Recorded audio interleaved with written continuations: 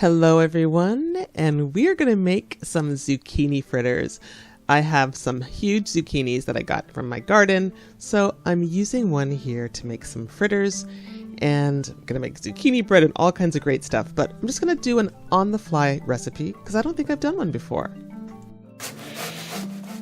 So I'm just going to take all the zucchini I have and I'm just grating it into a bowl. So this is what I have for now, and I think I'm going to leave it at that.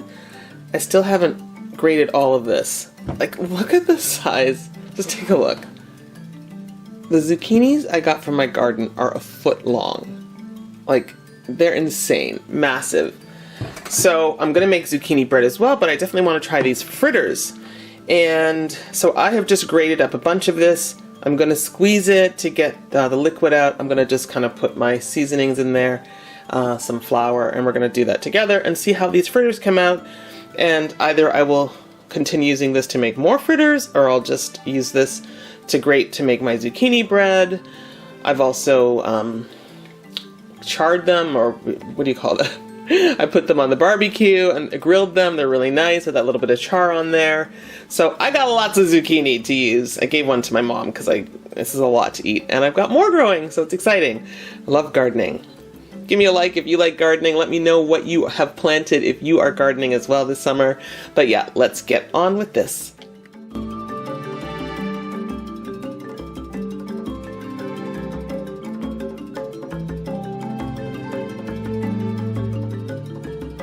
Okay, so I'm going to see how much I have. I feel like there's still more liquid in here. Like, look, this is a lot of moisture. So I'm gonna squeeze it a bit more. So I'm just gonna, is this a 2 cup? Oh, yeah, this is a 2 cup container. So I'm hoping I have about 2 cups. I'm still squeezing. Yeah, okay, I'm gonna grate a little bit more. Okay guys, so I have my 2 cups of grated and squeezed zucchini. You can put it in a medium-sized bowl or a little larger. So now, let me put some seasoning in this first. I'm going to put half a teaspoon of seasoned salt. So you get that mix of flavors with the seasoned salt. I'm going to put half a teaspoon. I'm going to put a little bit of black pepper. I'm just going to, let's say it's going to be about an 1/8 of a teaspoon. My daughter's not the biggest fan of black pepper. Let's hope that's not too much. I'm going to put half a teaspoon of garlic powder. You can always add flavor to this once it's cooked. You can put, sauce on there, whatever, spicy sauce. You can put the jalapeno crema, which I have just freshly made from my garden as well. You can put that on. I'm going to put a teaspoon of this no salt savory nutritional yeast. So this is half a teaspoon. We like flavor. I'm going to put another half teaspoon. That should be good, but don't forget, I'm also adding to this a binder, which is going to be flour and a bit of my just egg.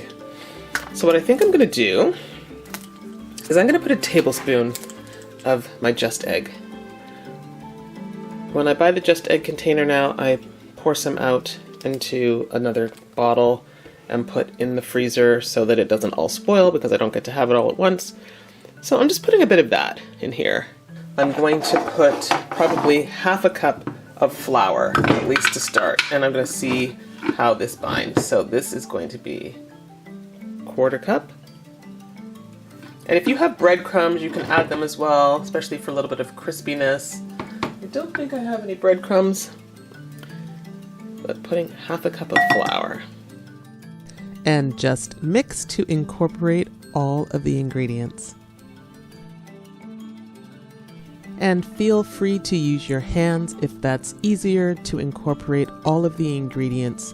And you're going to want it to feel a little sticky and firm, and enough that you can control when you put it into a pan, which you'll see what I mean in a moment. just like that. As I'm pressing it, you see it's holding together, and that's how you want it. Okay, so I have a pan here with some oil that's warming. I have my zucchini mix, which feels good. Feels sticky, but I figure I want to probably dust it in a little bit of flour before I put it in the pan. And then I thought, I don't have breadcrumbs, but I have a little bit of cornmeal. Sorry, you couldn't see that. So I'm going to put a little bit of this cornmeal. I'm just doing a little, not measuring it. Just going to mix a little. That's not a lot. I could even put more.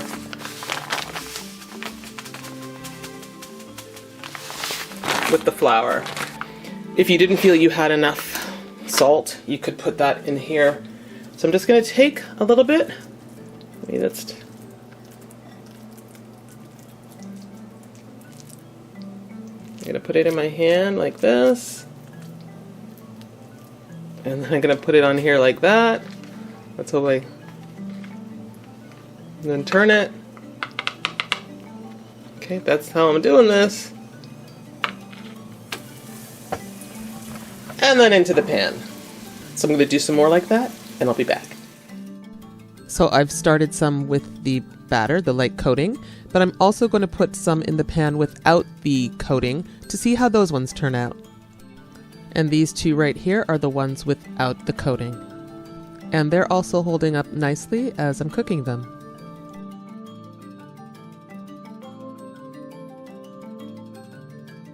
As I continued to fry them, some of the batter became a little more moist, so I added a bit more flour, another tablespoon to thicken it up. And this one... This is one of them. We cut this in half. This is the one that had started to get a little more moist. I put these also in the toaster oven just to kind of, you know, make sure the flour was cooked through all that stuff. And let me taste without any dipping sauce.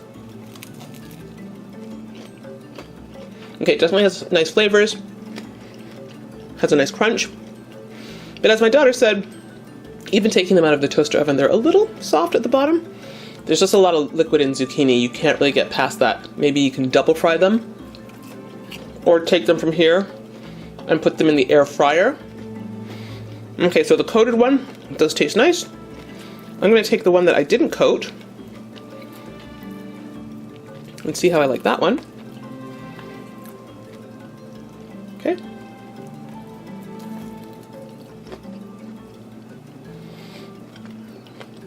Very similar taste. I probably would say that I like the one with the coating a little bit better. I've got some garlic aioli. I'm going to dip this with that, or my jalapeno crema. A little spicy kick to this. You can obviously add more spice as you make them, but it's always easier to just dip them. But the flavor profile with what I added was nice, and now I can enhance it with some extra spice and enjoy. So guys, there you go. Zucchini fritters. See you in the next video. And just an aside, I took some of this Eve's salami, sauteed it up in a pan with mushrooms, onion, and pepper from my garden, and ooh, it has made a beautiful sandwich. Kind of like a Philly cheesesteak. Yeah, put some cheese on there as well, but not with a beef substitute, but with Eve's veggie salami. Super good.